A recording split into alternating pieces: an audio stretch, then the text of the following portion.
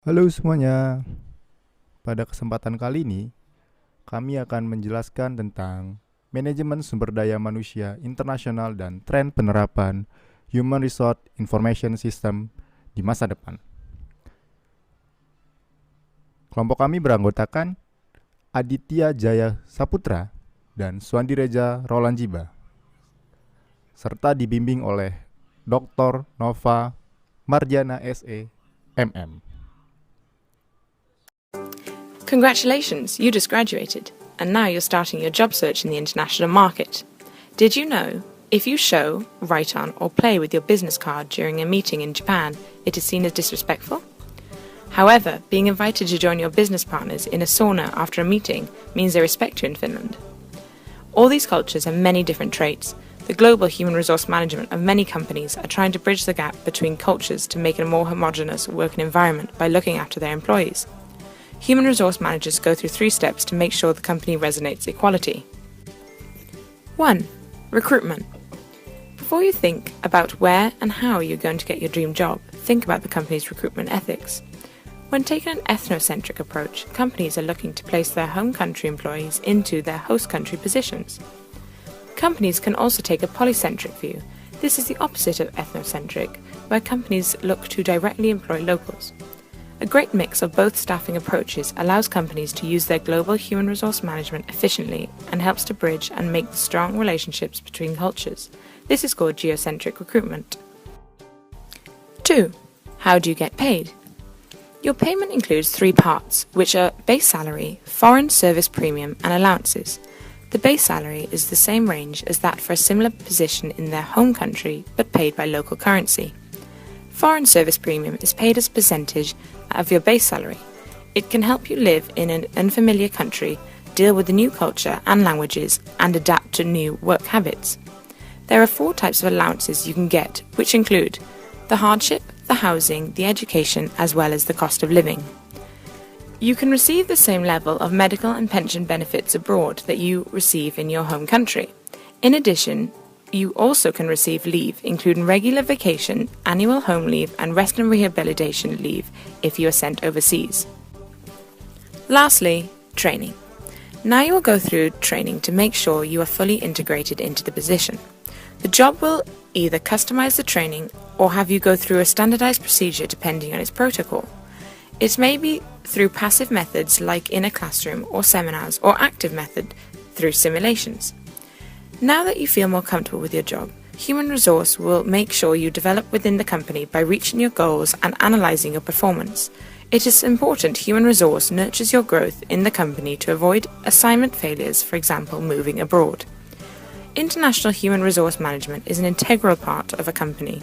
It is what makes up the company holistically and what will drive the company to become bigger and better. So now, can you understand the global human resource management of companies? Era globalisasi tentu membawa keuntungan dan dampak positif bagi suatu unit usaha. Hal ini dikarenakan era globalisasi akan membawa pangsa pasar yang besar. Namun, di sisi lain, globalisasi juga akan membawa tantangan-tantangan terutama di dalam bidang manajemen sumber daya manusia. Hal ini dikarenakan apa yang terjadi di suatu negara belum tentu berhasil dan dapat diterapkan di negara lain. Selain itu, jarak menjadi tantangan di dalam pengolahan sumber daya manusia internasional. Dan terdapat beberapa faktor yang membuat ketidakberhasilan dalam perusahaan dalam mengolah sumber daya manusia internasional. Faktor tersebut adalah faktor politik, sosial, budaya, hukum, dan ekonomi. Oleh karena itu, manajemen sumber daya manusia internasional perlu melakukan penyesuaian aktivitas sumber daya manusia dengan perbedaan di antara negara. Selain itu, pengelolaan karyawan di perusahaan global menjadi suatu hal yang harus diperhatikan. Melakukan pelatihan dan pemeliharaan karyawan di luar negeri akan sangat diperlukan demi keberhasilan perusahaan global, serta panduan keterlibatan karyawan akan sangat menentukan keberhasilan karyawan. Hal ini dikarenakan keterlibatan karyawan menandakan adanya keterikatan emosional dan tanggung jawab karyawan terhadap perusahaan.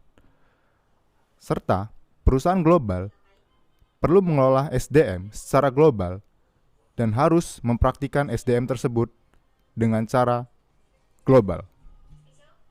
Seperti yang telah disebutkan sebelumnya, faktor-faktor yang dapat mempengaruhi keberhasilan dalam pengelolaan sumber daya manusia internasional adalah faktor budaya, faktor hubungan karyawan, faktor ekonomi, faktor hukum, serta yang terakhir adalah faktor politik. Dalam pengelolaan karyawan di perusahaan global, terdapat beberapa hal yang harus diperhatikan dan yang harus menjadi bahan pertimbangan bagi manajer perusahaan global adalah kita harus mengelola kepegawaian internasional. Selain itu, kita harus memperhatikan tahapan internasionalisasi, nilai, dan kebijakan kepegawaian. Serta, mengingat biaya ekspatriat merupakan suatu hal yang sangat besar, maka kita perlu dalam memperhatikan mengurangi biaya ekspatriat. Pemilihan manajer internasional juga menjadi suatu hal yang penting bagi suatu perusahaan. Keanekaragaman dalam memilih manajer, terutama manajer wanita, juga harus dipertimbangkan oleh perusahaan global. Hal ini dikarenakan pemilihan manajer wanita dan keberagaman akan berdampak positif bagi perusahaan global. Yang terakhir adalah yang perlu dipertimbangkan, menghindari pengembalian ekspatriat. Dalam kepegawaian internasional di perusahaan global, terdapat 3 jenis pegawai. Pegawai pertama atau karyawan pertama adalah ekspatriat. Ekspatriat didefinisikan sebagai karyawan yang dipekerjakan yang berasal dari kantor pusat perusahaan tersebut. Sedangkan karyawan lokal adalah karyawan yang dipekerjakan oleh perusahaan global yang dipilih dari negara tempat perusahaan tersebut melakukan operasional. Sedangkan yang terakhir adalah pegawai dari negara ketiga. Pegawai dari negara ketiga dapat didefinisikan sebagai warga negara yang bekerja di dalam perusahaan tersebut yang tidak termasuk dalam negara tempat kantor pusat perusahaan tersebut atau tempat perusahaan tersebut melakukan operasional. Selanjutnya adalah tahapan internasionalisasi nilai dan kebijakan kepegawaian. Terdapat istilah penting dalam bagian ini, yaitu adalah perusahaan etnosentris yang dapat didefinisikan sebagai perusahaan yang mempekerjakan ekspatriat. Kemudian perusahaan polisentris, yaitu perusahaan yang mempekerjakan karyawan lokal. Sedangkan perusahaan global, yaitu perusahaan yang mencari karyawan terbaik secara global.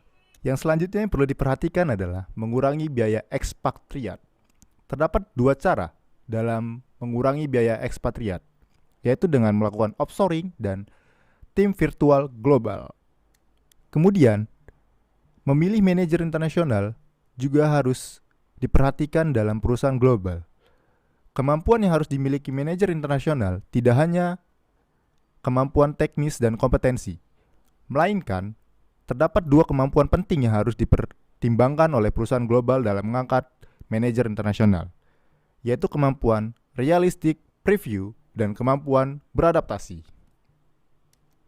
Keanekaragaman dalam perusahaan global juga merupakan suatu hal yang penting, karena keberagaman karyawan akan berdampak baik bagi perusahaan.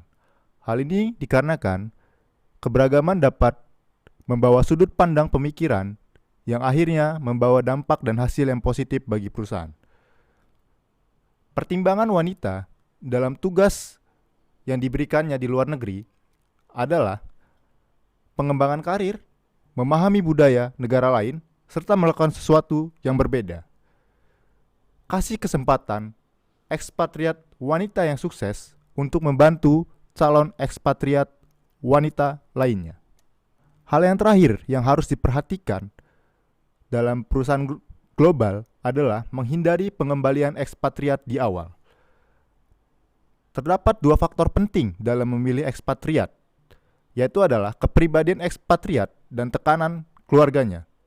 Jangan memilih ekspatriat hanya dari kemampuan teknisnya saja. Hal lain yang harus diperhatikan dalam perusahaan global dalam memperhatikan sumber daya manusia internasional adalah pelatihan dan pemeliharaan karyawan di luar negeri. Hal yang perlu dipertimbangkan dalam melakukan pelatihan dan pemeliharaan karyawan di luar negeri adalah melakukan orientasi dan pelatihan karyawan internasional. Karyawan harus memperhatikan etika dan kode etik yang berlaku di negara tersebut. Kemudian, penilaian kinerja manajer internasional, manajemen kompensasi internasional. Hal ini menjadi penting dikarenakan sistem ekonomi di suatu negara berbeda dengan negara yang lainnya. Yang harus diperhatikan oleh perusahaan juga adalah keselamatan karyawan, serta menemukan masalah dan solusi dari pemulangan karyawan. Dan hal yang tidak kalah penting dalam melakukan pemeliharaan karyawan di luar negeri adalah yang terakhir yang harus diperhatikan oleh perusahaan global dalam pelatihan dan pemeliharaan karyawan di luar negeri adalah dengan mempertimbangkan hubungan serikat pekerja yang terdapat di negara tersebut. Mengelola sumber daya manusia secara lokal dan cara mempraktikkan sistem sumber daya manusia secara global. Terdapat 3 hal yang harus diperhatikan dalam pengelolaan sumber daya manusia. Yang pertama adalah mengembangkan sumber daya manusia global yang efektif dengan cara membentuk jaringan sumber daya manusia global dan membakukan tujuan dan kompetensi. Yang kedua adalah membuat sumber daya manusia global dapat diterima dengan cara menyelidiki tekanan untuk membedakan dan menentukan legitimasi. Cobalah untuk bekerja dalam konteks budaya perusahaan yang kuat, serta perusahaan global mudah untuk memasukkan sistem global.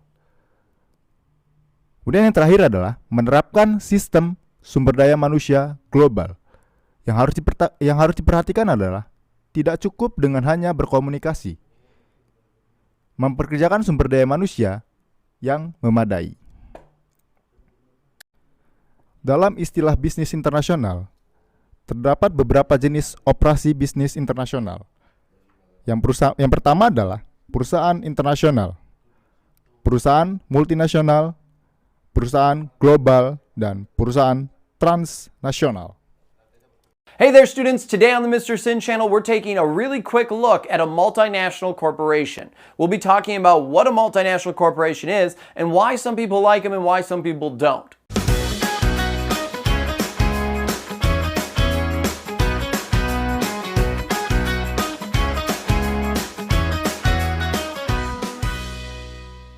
Multinational corporations exist and operate in a variety of countries throughout the world.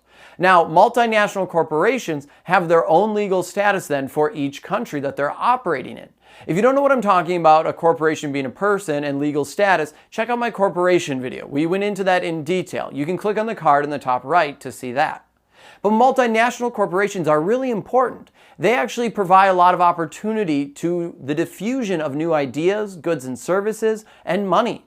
They have the ability to sell products in a variety of countries and take things from other countries and sell them then to new countries. This is diffusion, the spread of. They also can move money around. So an example of this would be if a company in Canada wanted to open a plant in England. They could decide to sell bonds in England, so they take out a loan, they'll start paying that back, they'll create this plant, and maybe some of those goods from England then get sold to the rest of Europe. And so we start to see this diffusion. And you can see right there some advantages to a multinational corporation. It can create wealth for countries. It can create new goods and services. We'll see more production. We can also see the spread of all of these ideas and goods to other countries, which can benefit them, especially if countries are currently lacking a particular good or service that they just weren't that good at specializing in. Now, some of the disadvantages are that people can get upset that companies will come in and take over small local businesses. It also can start controversy when we have corporations that will use the tax codes and also the regulation laws of countries to their benefit in sometimes not the most socially moral way. For example, companies in the United States that go overseas into Asia to create sweatshops that can fund their products for cheaper and then import them back into the United States. So that way they have bigger profit margins. Or companies that'll go to areas with lower environmental restrictions so that way they can pollute and create products cheaper without having to worry about protecting the environment. So that's some of the disadvantages and why sometimes people don't like multinational corporations. Again, though, there's a bunch of positive examples. A lot of people welcome them because it brings new tax revenue. If you are a corporation and you are existing and operating in a different country, well, you have to pay taxes and your money goes into that local economy. Now, some of it also, though, goes back to your original country of where you're producing, and we'll get into all that stuff later on when we talk about GDP and GNP. If you need information on that, click the card on the top right. So hopefully you can kind of see some of the things going on with multinational corporations. They're great at diffusing ideas, products, and money, but at the same time too, there's some social costs that can come with it. With now a company moving in and maybe creating sweatshops or taking advantage of laws that maybe don't protect the citizens of that country as well as a different country would have. I hope you have a good understanding now of just what a multinational corporation is and exactly what are some of the pros and cons to it. Why some people would accept them and why others don't like them at all. Until next time, I will see you online. Thanks for stopping by and don't forget to subscribe on your way out. Tren masa depan dalam sumber daya manusia internasional yang harus diperhatikan oleh perusahaan global adalah yang pertama adalah healthy and wellness, intelijen bisnis dan analisis manusia, perubahan demografi tenaga kerja, keterlibatan karyawan, serta meningkatnya kompleksitas kepatuhan hukum, serta yang terakhir adalah visualisasi kerja. Penggunaan Human Resource Information System dalam sumber daya manusia internasional akan sangat penting dalam membantu pengelolaan sumber daya manusia internasional. Oleh karena itu, terdapat beberapa tren yang harus diperhatikan oleh perusahaan internasional dalam Human Resource Information System. Yang pertama adalah membawa perangkat sendiri, gamifikasi, Web 2.0, dan jaring sosial, Internet of Things atau IoT, open source software, industri yang berkembang, teknologi Human Resource Information System, dan Human Resource Information System dalam bisnis yang skala kecil.